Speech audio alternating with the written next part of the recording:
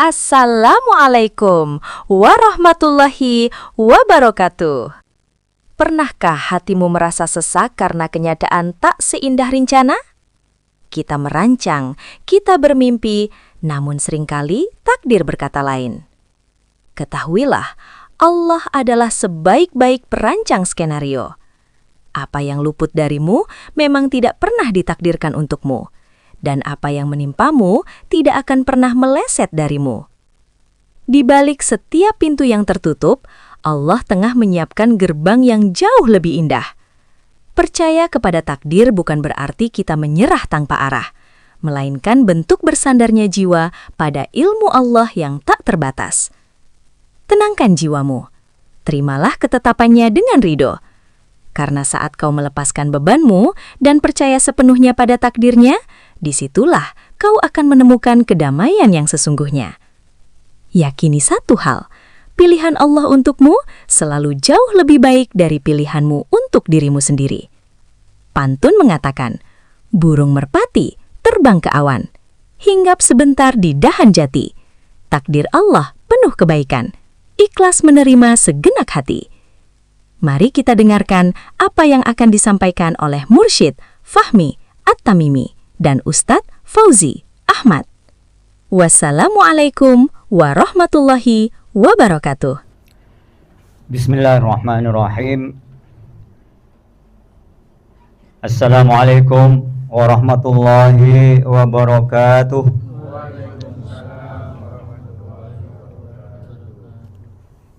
Qala Allah Ta'ala fi kitabihil karim. Bismillahirrahmanirrahim. Ma asabaka min hasanatin faminallah wa ma asabaka min sayyi'atin famin nafsik wa arsalnaka linnasi rasula wa kafa billahi syahida. Sadaqallahul azim. Allahumma arhamna bil Qur'an. Al-Mukarram Syekhul Mursyid Fahmi hafizakumullah, Pak Al-Mukarram Kiai Haji Hasan Muhammad Ishaq hafizakumullah, para asatidah rahimakumullah. Mari kita bersama-sama memanjatkan puja dan puji syukur kehadirat Allah, karena sampai saat sekarang ini Allah memudahkan kita semua untuk hadir ke majelis yang mulia ini, yaitu berzikir bersama taqarruban ilallah dan sekaligus mengaji bersama. Mudah-mudahan Allah menambahkan keimanan kepada kita semua. Amin ya rabbal alamin. Mari kita dalam kesempatan ini belajar bersama. Kita mengenai memahami tentang takdir Allah. Sudah fahamkah kita kepada takdir Allah? Mari, bagaimana cara memahami takdir Allah yang benar? Karena takdir ini termasuk rukun iman, tapi yang sangat rumit untuk kita memahami. Tetapi kalau kita merujuk kepada Al-Quran, insyaallah Allah memudahkan dari pemahaman tentang takdir ini. Mari kita buka surat An-Nisa ayat 79. Bismillahirrahmanirrahim. Ma asabaka min hasanatin faminallah wa ma asabaka min sayyi'atin famin nafsik wa arsalnaka linnasi rasula wa kafa billahi syahida. Ini sangat penting untuk kita pahami. Kebajikan apapun yang kamu peroleh adalah dari sisi Allah, dan keburukan apapun yang menimpamu dari kesalahan dirimu sendiri. Kami mengutusmu Muhammad menjadi Rasul seluruh manusia, dan cukuplah Allah menjadi saksi. Ini perlu kita pahami. tentang takdir ini karena rumit Pak ya. Di sini tanda-tanda kekasih Allah ya. Ini di dalam kitab Hikam, kata ulama sufi berpesan kepada kita, di antaranya supaya kita betul bertauhid kepada Allah ya. Di sini pesan ulama sufi di dalam kitab Hikam, la yarawna li anfusihim syai'a bal yusyahiduna annal fa'ila huwa Allah Ta'ala. Ini Pak. Jadi semua yang nampak dari seluruh makhluk tidak meyakini datangnya dari makhluk itu. Ini tanda-tanda kekasih Allah ya.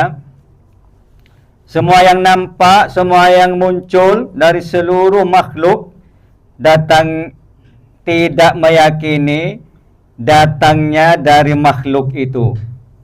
Bahkan meyakini sesungguhnya yang melakukan itu al-fa'il, yang melakukan itu huwallahu ta'ala, yaitu yang melakukan itu Allah ya. Ini kalau barang kebaikan maksudnya di sini. Allah berfirman supaya betul-betul kita yakin tentang Allah. Di sini Allah berfirman dalam surat Al-Maryam ya, ayat 36. Bismillahirrahmanirrahim. Innallaha rabbi wa rabbukum fa'buduh. Hadza siratum mustaqim.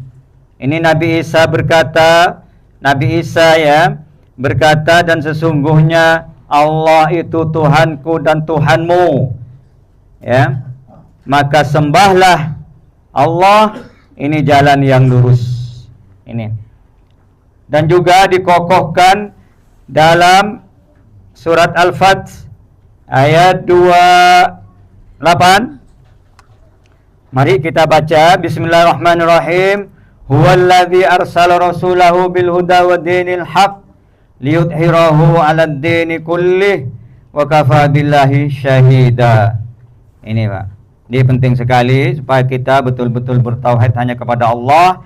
Dialah Allah yang mengutus Rasulnya dengan membawa petunjuk dan agama yang benar, agar dimenangkannya terhadap semua agama, dan cukuplah Allah sebagai saksi. Nah ini Pak. Jadi untuk memahami takdir ini memang rumit. Intinya kita hidup ini memang kita harus bertauhid hanya kepada Allah. Mari supaya kita memahami takdir yang benar ya.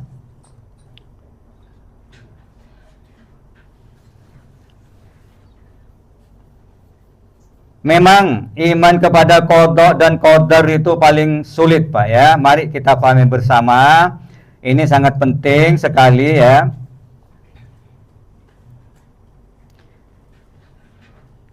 Betul, memang ya, khairihi wa syarrihi minallah Pak. Tetapi jangan ditelan bulat-bulat begitu Pak ya. Karena kalau ditelan bulat-bulat berarti itu termasuk Jabariyah Pak. Ya, khairihi wa syarrihi minallah memang betul, tetapi ada pemahaman, makanya kita harus merujuk kepada Al-Qur'an. Kalau ditelan bulat-bulat khairihi wa syarrihi minallah, ini fatal Pak. Kalau difahami tidak merujuk kepada Al-Qur'an ya. Ini termasuk Jabariyah kita. Ya, tidak punya kehendak ya, karena dipaksa oleh takdir Allah. Khairihi wa syarrihi minallah. Makanya itu perlu kita pahami bersama, termasuk pendapat Jabariyah. Ini sangat fatal Pak ya. Sama dengan suatu dokter punya anak, nanti anaknya disekolahkan di SMK yang jurusan farmasi, dokter itu punya anak satu-satunya harapan, ternyata hamil. Setelah ditanya, kenapa kamu kok memalukan orang tua, kamu itu anak satu-satunya harapan saya. Mau dibikinkan apoteker yang jurusan apoteker, ternyata hamil. Anaknya sudah pintar, sebabnya sudah SMA, SMK. Jawabnya anaknya apa? Itu karena takdir Allah. Ini fatal, Pak ya. Ini termasuk Jabariyah. Tidak boleh. Betul, khairihi wa syarrihi minallah, tetapi jangan ditelan. Begitu harus merujuk kepada Al-Quran. Kalau meyakini manusia itu memiliki kebiasaan penuh untuk memilih seumpama dan bertanggung jawab atas pilihannya sendiri, jadi menolak campur tangan Allah, ini namanya Qadariyah, Pak. Ya, ini namanya Qadariyah. Ini sangat perlu kita pahami karena rumit. Memang rumit sekali, Pak. Ya. Yang penting kita ini mau belajar, insya Allah tidak rumit, Pak. Harus betul-betul merujuk kepada Al-Quran, ya. Kalau pendapat menurut Ahlussunnah wal Jamaah mengambil tengah-tengah, Pak. Ya, di antara Jabariyah dan Qadariyah. Jadi mengambil keseimbangan antara takdir dan ikhtiar. Ya, ini perlu kita pahami bersama karena ini sangat penting sekali. Mana mengambil tengah-tengah di antaranya takdir dan ikhtiar, kasab usaha manusia, Ahlussunnah wal Jamaah mengakui adanya wajib berusaha, berikhtiar sesuai dengan kemampuan, memilih jalan yang diridhoi Allah dan menjauhi jalan yang dimurka oleh Allah. Jadi manusia bukan seperti robot, Pak. Ya, manusia telah diberi akal sehat, ya, dan kehendak untuk memilih mana yang hak dan mana yang batil. Jangan berserah khairihi wa syarrihi minallah. Nah, ini pentingnya kita merujuk kepada Al-Quran. Dan kita harus faham bahwa kehendak untuk memilih, namun kehendak tersebut terikat dengan kehendak Allah. Nah, ini, Pak, pendapat Ahlussunnah wal Jamaah. Kesimpulannya meyakini bahwa Masya Allahu kana wa ma lam yasha' lam yakun. Sesungguhnya yang telah dikehendaki oleh Allah mesti terjadi, wa ma lam yasha' lam yakun, dan yang tidak dikehendaki Allah tidak akan terjadi. Ya, mari itu sangat penting sekali. Mari kita merujuk kepada Al-Quran. Mari tadabburi surat As-Samas, ya, ayat 7 sampai 10.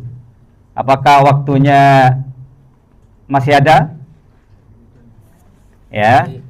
Mari kita lanjut di sini supaya clear, ya. Karena memang sulit, Pak.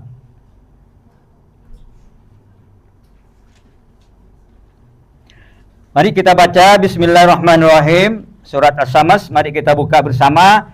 Mari kita tadabburi lewat tafsir Ibnu Katsir. Bismillahirrahmanirrahim. Wa nafsi wa ma sawaha. Dan jiwa serta penyempurnaan ciptaannya, ya, yaitu ciptaannya yang sempurna dengan dibekali fitrah yang lurus lagi tegak seperti yang disebutkan di dalam ayat lain melalui firman-Nya, fa'akim wajhaka lid-dini hanifa fitratallahi allati fataran nasa 'alaiha la tabdila li khalqillah. Maka hadapkanlah wajahmu dengan lurus kepada agama Allah, tetaplah atas fitrah Allah yang telah menciptakan manusia menurut fitrah itu. Tidak ada perubahan pada fitrah Allah. Nah, ini, Pak. Jadi Nabi Muhammad SAW bersabda, kullu mauludin yuladu alal fitrah fa abawahu yuhawidanihi aw yunassiranihi aw yumajjisanihi kama tuladul bahimatu bahimatal jam'a hal tuhissuna fiha min jad'a. Ini kata Nabi setiap bayi dilahirkan dalam keadaan fitrah. Ini, maka hanya kedua orang tuanya lah yang menjadikan seorang Yahudi atau seorang Nasrani atau seorang Majusi. Sebagaimana hewan ternak yang dilahirkan anaknya dalam keadaan utuh, maka apakah kamu pernah melihatnya ada yang cacat? Di sini Imam Bukhari dan Imam Muslim mengetengahkan melalui riwayat Abu Hurairah, sedangkan di dalam Sahih Muslim disebutkan melalui riwayat Iyad Ibnu Hammad, ya, dari Rasulullah sallallahu alaihi wasallam disebutkan bahwa Rasulullah sallallahu alaihi wasallam bersabda, ya, ini hadis qudsi, yaqulullahu azza wa jal, inni khalaqtu ibadi hunafa faja'athumus syayatin fajtalathum an dinihim. Allah Subhanahu wa taala berfirman, sesungguhnya aku menciptakan hamba-hambaku dalam keadaan hanif, ya, dalam keadaan hanif. Ini sangat perlu kita pahami. Jadi menyimpang dari kebatilan dan cenderung kepada perkara hak. Kemudian datanglah setan yang menyesatkan karena itu, karena dari agamanya, ya. Jadi disesatkan, Pak, ya. Ini Allah memang menjadikan dua-dua, Pak. Karena suatu itu inti daripada hidup di dunia ini, kita mesti diuji oleh Allah. Ini, ya. Jadi firman Allah Subhanahu wa taala berfirman, "Fa'alhamaha fujuraha wa taqwaha." Ini mengenai pemahaman takdir, Pak. Ya, biar kita tidak salah paham, tidak suudzon kepada Allah. Fa'alhamaha fujuraha wa taqwaha, maka Allah mengilhamkan kepada jiwa itu jalan kefasikan dan jalan ketakwaannya, ya. yakni Allah menerangkan kepadanya jalan kefasikan dan jalan ketakwaan, kemudian memberinya petunjuk kepadanya sesuai dengan apa yang telah ditetapkan Allah untuknya. Di sini Ibnu Abbas mengatakan sehubungan dengan makna firman Allah Subhanahu wa taala, maka Allah mengilhamkan kepada jiwa itu dua jalan, Pak. Jalan kefasikan dan jalan ketakwaan, ya. Sama dengan kita ini dikasih lampu hijau yang tangan kanan, diberi lampu hijau lampu merah di tangan yang kiri. Pilih yang mana? Ya itulah. Ya. Di sini Allah telah mengilhamkan. Ini perlu kita pahami. Allah telah mengilhamkan kepada jiwa manusia seperti kita ini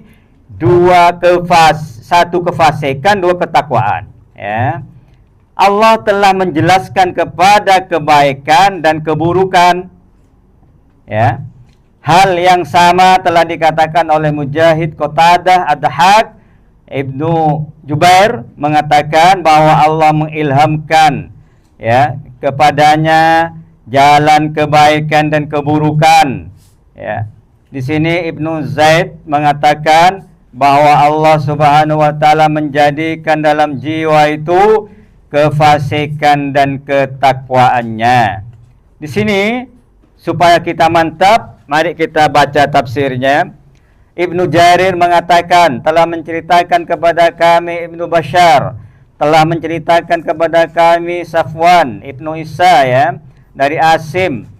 Keduanya mengatakan bahwa telah menceritakan kepada kami Azra Ibnu Sabit, telah menceritakan kepadaku Yahya Agil dari Yahya Ibnu Ya'mur dari Abu Aswad Daili mengatakan bahwa Imran itu Ibnu Husain, ya, mengatakan kepadanya, bagaimanakah pendapatmu tentang apa yang dikerjakan oleh manusia, ya, sehingga mereka bersusah payah melakukannya?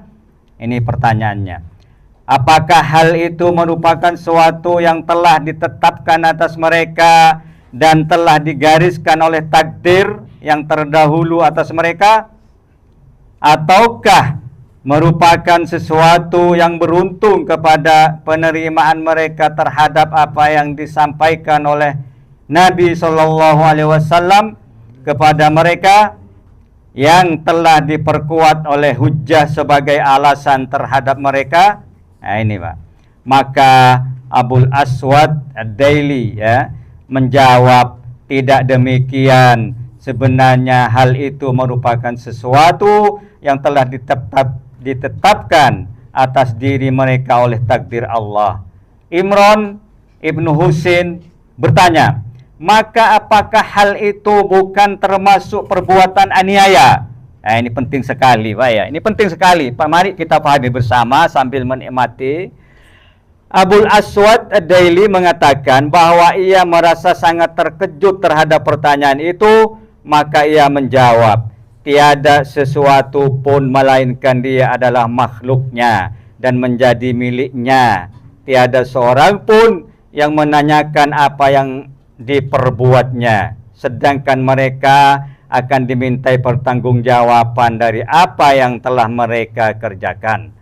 Imran ibnu Husain berkata, semoga Allah meluruskanmu. Sesungguhnya aku bertanya kepadamu, tiada lain untuk memberitahukan kepadamu bahwa pernah ada seseorang lelaki dari Bani Huzainah atau Bani Juhainah datang kepada Rasulullah sallallahu alaihi wasallam lalu bertanya, wahai Rasulullah, bagaimanakah menurutmu tentang apa yang dikerjakan oleh manusia yang mereka bersusah payah menanggulanginya? Apakah hal itu merupakan sesuatu telah ditetapkan atas mereka dalam takdir yang terdahulu, ataukah hal itu merupakan sesuatu yang mereka terima dari apa yang disampaikan oleh Nabi mereka kepada mereka, lalu diperkuat dengan hujjah atas diri mereka?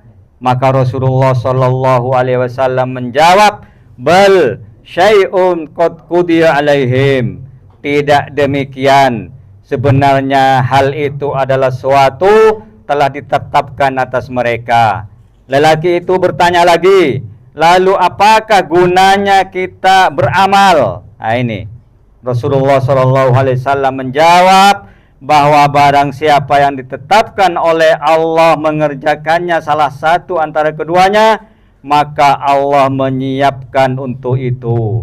Dan hal yang sebenarnya ini di kitabullah adalah firman-Nya yang mengatakan, dan jiwa serta penyempurnaan ciptaannya, maka Allah mengilhamkan kepada jiwa itu kefasikan dan ketakwaan. Nah ini Pak, jadi perlu sangat betul sekali ini dalam firman Allah ini, perlu kita paham bersama karena ini rumit Pak. Jadi Imam Ahmad dan Muslim meriwayatkan melalui hadis dengan sanad yang sama. Di sini firman Allah, qad aflaha man zakkaha wa qad khaba man dassaha. Sesungguhnya beruntunglah orang yang mensucikan jiwa itu, dan sesungguhnya rugilah orang yang mengotorinya. Nah ini berarti kesalahan kita sendiri Pak. Sebabnya Allah sudah mengilhamkan dua, kefasikan dan ketakwaan kepada kita ya. Jadi ini perlu kita pahami. Takwil makna ayat dapat dikatakan bahwa sesungguhnya beruntunglah orang yang mensucikan diri, seperti kita yang duduk-duduk di majelis ini Pak. Ini mensucikan namanya ya, dengan taat kepada Allah sebagaimana yang dikatakan oleh Qatadah, dan membersihkannya dari adhak, akhlak yang hina. Membersihkannya dari akhlak-akhlak yang hina. Hal yang semisal telah diriwayatkan pula oleh Mujahid, Ikrimah dan Sa'id dan Jubair ya, dalam firman Allah SWT, qad aflaha man tazakka wa dzakara isma rabbih fasalla. Sungguh beruntunglah orang-orang yang membersihkan diri dengan beriman dan ingat nama Tuhannya lalu dia sholat ya. Ini sudah lengkap kalau merujuk kepada Al-Quran Pak ya, tidak akan menyalahkan Allah. Apa keterusan Allah dan berfirman, wa qad khaba man dassaha, dan sesungguhnya rugilah orang yang mengotorinya, yakni membenamkannya, menguburnya, dan menghinakannya dengan tidak mengikuti jalan petunjuk hingga terjerumuslah dia ke dalam perbuatan maksiat dan meninggalkan ketaatan kepada Allah Subhanahu wa taala. Di sini saking pentingnya, Pak, bahwa ya Nabi setiap mendengar kata membacakan ayat ya, kalau membacakan ayat yang Allah firmankan dan jiwa serta penyempurnaannya, ciptaannya, maka Allah mengilhamkan kepada jiwa itu kefasikan dan ketakwaan ini, maka Nabi Muhammad SAW berdoa, Pak. Apa doa Nabi? Allahumma ati nafsi taqwaha anta waliyuha wa maulaha wa khairu man zakkaha. Ya Allah, ini doanya, Pak. Ya. Di sini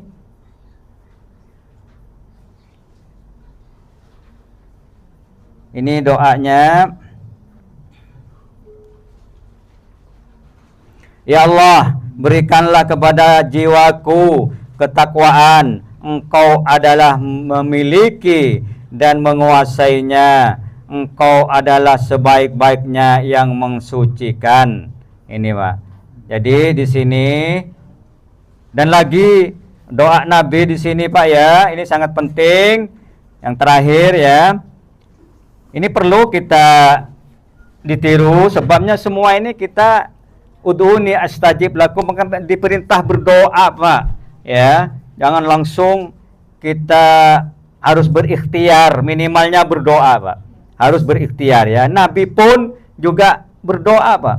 Ya, di sini Imam Ahmad mengatakan, telah menceritakan kepada kami, ya, ini kata perawi-perawinya di sini mengatakan bahwa Rasulullah SAW acap kali mengucapkan doa berikut, Allahumma inni a'udzubika minal ajzi wal kasali wal harami wal jubni wal bukhli wa adzabil qabri. Allahumma ati nafsi taqwaha wa zakkiha anta khairu man zakkaha anta waliyuha wa maulaha. Allahumma inni a'udzubika min qalbin la yakhsha wa min nafsin la tasba wa ilmin la yanfa wa da'watin la yustajabu laha. Ini, Pak, ya.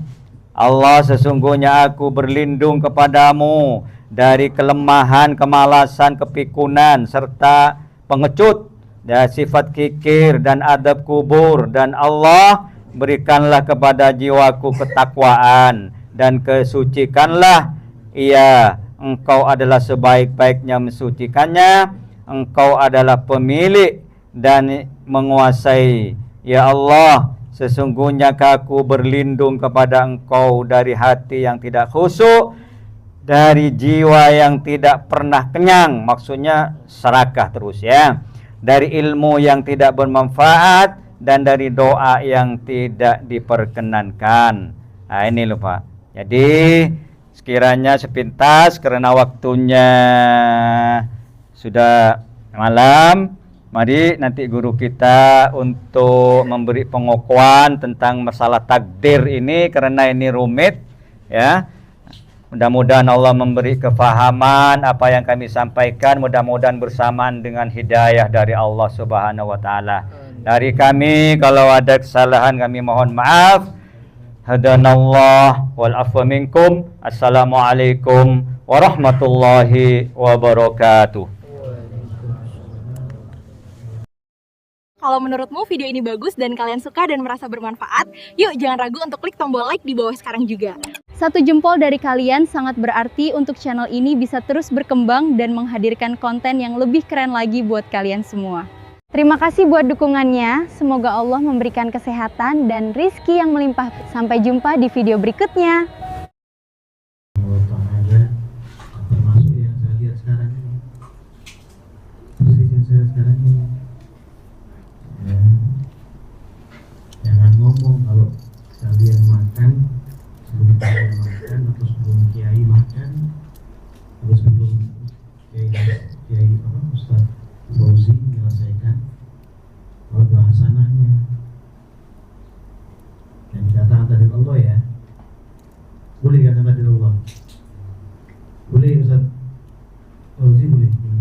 Iya. Boleh enggak?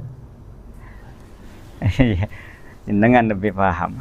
Ya, jadi lain kali anak yang Allah kalau belum selesai masalahnya jangan keluarkan mukanya, apalagi memakan itu nggak punya adab kepada apa? Kepada firman Allah ya. Agak lama apa sih seminggu sekali apa-apa satu dua kali apa lama-lama sedikit ya, karena hal yang penting yang diberikan waktu itu suatu yang Masya Allah, karena saya lupa pasti Allah Rasulullah kami Rasulullah seperti keridhaan saya itu baru namanya samitna, tapi tidak menyalahkan, cuma ini suatu yang tidak arif ya. Sebenarnya kalau orang ya, kalau manusia tidak beradab itu tidak arif. Lawan daripada arif beda itu tadi tidak punya adab. Kalau punya adab tapi sebagai orang arif beda sulit untuk mengenal Allah, itu sulit. Tapi ada kesalahin ya, orang ini saya juga lihatnya bingung juga. Ini saat saya belum selesai, saya nggak berani itu. Lo ngopinya nggak apa-apa ya, biasa. Kalau makan ini baunya itu menarik dan tidak ada satupun daripada sekian, satu dua saya lihat ada. Rata-rata semuanya sibuk memperhatikan makanan. Ya nggak salah. Terus yang ngeluarin salah? Enggak juga ya, tidak menyalahkan, tapi adab itu penting. Untuk ilmu ini bisa lihat dia itu mumpuni atau tidak karena adab. Kalau adabnya Masya Allah, berarti ilmu masuk.